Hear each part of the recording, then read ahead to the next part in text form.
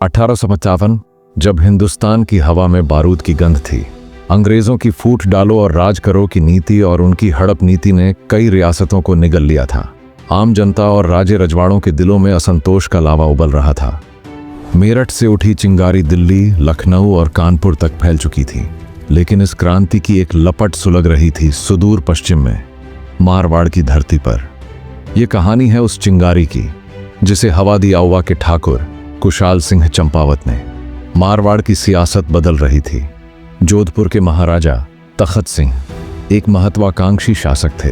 वो अंग्रेजों को एक उभरती हुई ताकत के रूप में देखते थे और उनके साथ अपने रिश्ते मजबूत कर रहे थे। वो जानते थे कि अंग्रेजों का साथ लेकर वो उन शक्तिशाली सामंतों और जागीरदारों पर नकेल कस सकते हैं जो सदियों से मारवाड़ की राजनीति में एक अहम स्थान रखते थे और महाराजा की शक्ति पर एक अंकुश का काम करते थे। इन्हीं सामंतों में सबसे प्रमुख थे औवा के ठाकुर कुशाल सिंह चंपावत। वो सिर्फ एक जागीरदार नहीं थे, बल्कि अपनी प्रजा के लिए न्याय और सम्मान के प्रतीक थे। उनकी ख्याति उनकी बहादुरी के साथ साथ उनके अटल सिद्धांतों के लिए भी थी। महाराजा तखत सिंह ने अपनी सत्ता को स्थापित करने के लिए पहला वार औवा पर ही किया।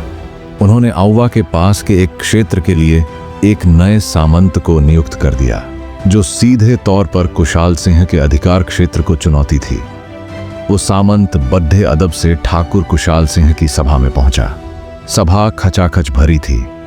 मारवाड़ के कई छोटे बड़े ठाकुर वहां मौजूद थे और हर किसी की आंखों में एक सवाल था। सामंत ने महाराजा का संदेश सुनाया। जैसे ही संदेश खत्म हुआ, पूरी सभा में एक गहरी खामोशी छा गई। ये खामोशी किसी तूफान से पहले की शांति थी। एक वृद्ध ठाकुर ने कुशाल सिंह की ओर देखकर कहा, ठाकुर साहब, यह जोधपुर दरबार हमारी पगड़ी पर हाथ डाल रहा है। सबकी नजरें अब अपने नेता ठाकुर कुशाल सिंह चंपावत पर थीं। कुशाल सिंह अपनी जगह से उठे। उनकी आंखों में अपमान की ज्वाला थी, लेकिन आवाज में चट्टान जैसी दृढ़ता। उन्होंने उस सामंत की ओर देखकर कहा, महाराजा को सूचित कर दें कि औवा और उसकी सरहदों की हिफाजत के लिए हमें किसी बाहरी रखवाले की जरूरत नहीं है। यहाँ का हर राजपूत अपनी धरती का रखवाला है। हम अपनी आन के लिए जीते हैं और बान के लिए मरते हैं। जोधपुर जाकर कह देना, चंपावत अपनी जमीन का 1 इंच भी किसी बाहरी हुक्म पर नहीं छोड़ेगा। यह सिर्फ बातों की चुनौती नहीं थी। कुछ ही दिनों के भीतर तख्त सिंह द्वारा भेजे गए उस सामंत की उसके घर में घुसकर हत्या कर दी गई। यह मारवाड़ के नए महाराजा के लिए एक खुला संदेश था। औवा के मामलों में दखलंदाजी का अंजाम मौत होगी। जब यह खबर जोधपुर पहुंची तो महाराजा तखत सिंह का क्रोध भड़क उठा। यह सिर्फ एक हत्या नहीं थी, यह उनके शासन का, उनके निर्णय का सीधा अपमान था। उन्होंने तुरंत अपनी सेना को औवा पर चढ़ाई करने और उस विद्रोही ठाकुर को सबक सिखाने का हुक्म दिया। जोधपुर की सेना तोप और बंदूकों के साथ औवा की ओर बढ़ रही थी। कुशाल सिंह जानते थे कि यह लड़ाई सिर्फ बहादुरी से नहीं, बल्कि संख्या, बल और सही रणनीति से भी लड़ी जाएगी, और शायद किस्मत भी बहादुरों का ही साथ देती है। उसी समय एरनपुरा छावनी के सैनिक चलो दिल्ली, मारो फिरंगी का नारा लगाते हुए अंग्रेजों से बगावत करके दिल्ली की ओर कूच कर रहे थे। जब उनका काफिला औवा के पास से गुजरा तो ठाकुर कुशाल सिंह ने विद्रोही सेना के नायकों से मुलाकात की। उन्होंने पूछा, वीरों, कहाँ कूच कर रहे हो? सैनिकों के नेता ने जवाब दिया, हम दिल्ली जा रहे हैं, बहादुर शाह ज़फ़र के परचम तले अंग्रेजों से लड़ने। वही हमें हथियार और पैसा देंगे। यह सुनकर कुशाल सिंह मुस्कुराए। उनकी आंखों में एक दूरदर्शी चमक थी। उन्होंने कहा, वीरों, दिल्ली का रास्ता लंबा और अनिश्चित है। जिस दुश्मन से तुम दिल्ली में लड़ना चाहते हो, वही दुश्मन आज जोधपुर की सेना के साथ मिलकर मेरी मातृभूमि पर चढ़ाई कर रहा है। जिस मकसद के लिए तुम दिल्ली जा रहे हो, वो मकसद यहीं औवा में पूरा होगा। हथियार, पैसा और अंग्रेजों के खिलाफ एक साझा लड़ाई, सब यहीं मिलेगा। क्या अपनी धरती को फिरंगियों के बोटों तले रौंदने देना धर्म है? आओ, हम सब मिलकर पहले अपने घर को इन फिरंगियों और उनके पिट्ठुओं से आजाद कराए। मारवाड़ की जीत हिंदुस्तान की जीत होगी। कुशाल सिंह के शब्दों ने विद्रोही सैनिकों के दिलों में स्वाभिमान की आग जला दी। उन्होंने दिल्ली जाने का इरादा छोड़ दिया और औवा की सेना के साथ मिलकर एक नई, ज्यादा बद्धी ताकत का निर्माण किया। 8 सितंबर 1857 को बिथौद्धा के मैदान में इतिहास लिखा जाने वाला था। एक तरफ थी जोधपुर की शाही सेना और ब्रिटिश ईस्ट इंडिया कंपनी की टुकद्दी, दूसरी तरफ थे ठाकुर कुशाल सिंह के राजपूत योद्धा और एरिनपुरा के विद्रोही सैनिक। युद्ध के नगाड़े बजे। कुशाल सिंह ने अपनी सेना को पारंपरिक व्यूह में सजाया और हर हर महादेव के जयकारे के साथ दुश्मन पर टूट पड़े। जोधपुर का किलेदार ओनाडी सिंह पंवार युद्ध में मारा गया और बची खुची सेना को अपनी जान बचाकर भागना पड़ा। युद्ध के बाद रात को जब विद्रोही अपने खेमे में लौटे तो जीत के जश्न के साथ साथ अपने शहीद साथियों के लिए एक खामोशी भी थी।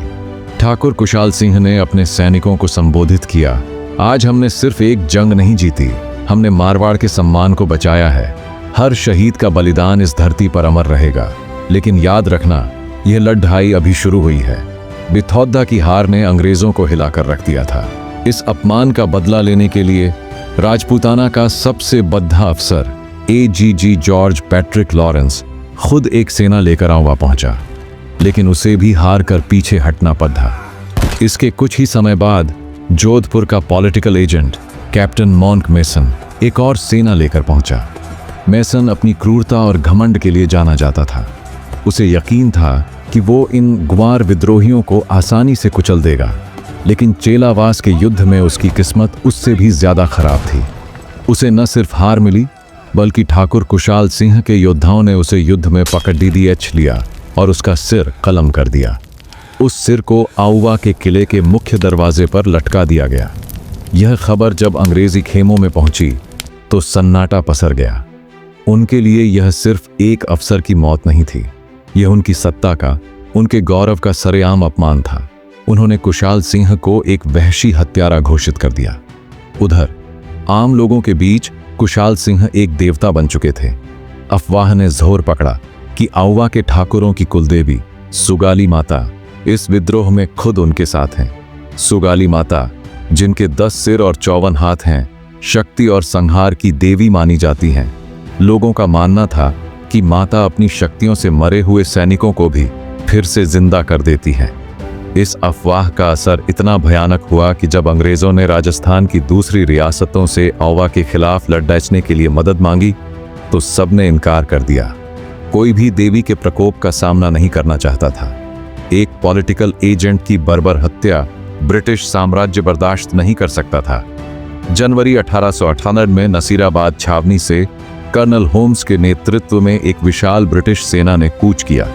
यह भारी तोपखानों और अनुभवी सिपाहियों से लैस एक ऐसी फौज थी जिसने बड़े बड़े युद्ध जीते थे। जल्द ही कर्नल होम्स की सेना ने आउवा के किले को चारों तरफ से घेर लिया। किले के अंदर का जीवन कठिन हो गया था। बाहर से तोपों के गोले दीवारों पर बरसते और अंदर रसद और पानी धीरे धीरे खत्म हो रहा था।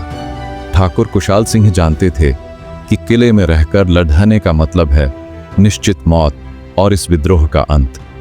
इस क्रांति की ज्वाला को जिंदा रखने के लिए उनका जिंदा रहना जरूरी था।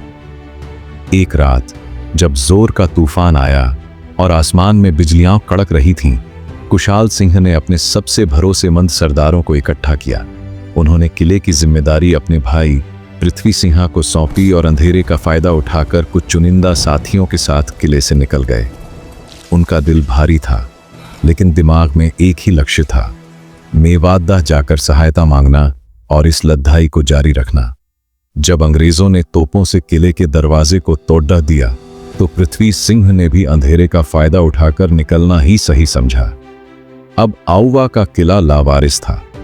गुस्से से भरी ब्रिटिश सेना ने न सिर्फ किले पर कब्जा किया, बल्कि पूरे किले को तोपों से लगभग नष्ट कर दिया और विद्रोहियों की आस्था के सबसे बद्ध प्रतीक, उनकी कुलदेवी सुगाली माता की अमूल्य मूर्ति को भी उखाड़ कर कलकत्ता भेज दिया गया।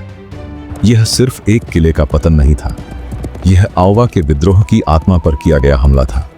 आउवा की हार के बाद कुशाल सिंह ने मेवात में शरण ली। वहां सलूम्बर के सामंत ने अपनी जान पर खेलकर उन्हें अंग्रेजों से छुपाए रखा। वो कई साल एक भगोड़े की तरह जी। जंगलों और घाटियों में भटकते हुए वो अक्सर सोचते थे, क्या उनकी लड़ाई व्यर्थ गई? लेकिन फिर उन्हें अपनी प्रजा के चेहरे याद आते और उनका संकल्प और मजबूत हो जाता। अंत में अगस्त 1860 में जब 1857 का विद्रोह पूरे भारत में कुचला जा चुका था, ठाकुर कुशाल सिंह ने आत्मसमर्पण कर दिया। उन पर बगावत और मॉन्क मैसन की हत्या का मुकदमा चलाया गया।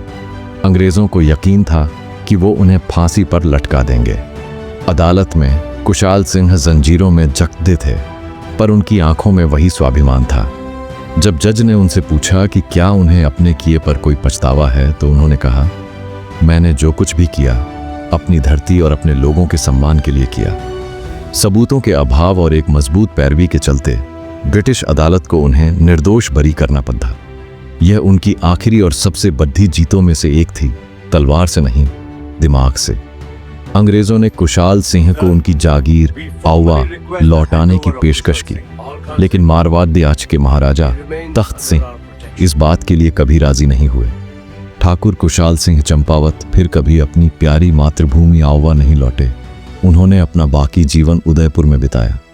वो वहां रहते तो थे, पर उनकी आत्मा हमेशा आउवा के किले में भटकती रही। वहीं 1864 में उनकी मृत्यु हो गई। ठाकुर कुशाल सिंह चंपावत की कहानी सिर्फ जीत या हार की कहानी नहीं है। यह अपने सम्मान, अपनी धरती और अपनी आज़ादी के लिए लड़ने वाले एक योद्धा की कहानी है। भले ही उन्हें अपना किला वापस नहीं मिला, लेकिन 1857 की क्रांति में उनका नाम हमेशा के लिए अमर हो गया। वो आज भी राजपूताना के स्वाभिमान और उसूलों के लिए लड़ने वाले हर इंसान के लिए एक प्रेरणा है।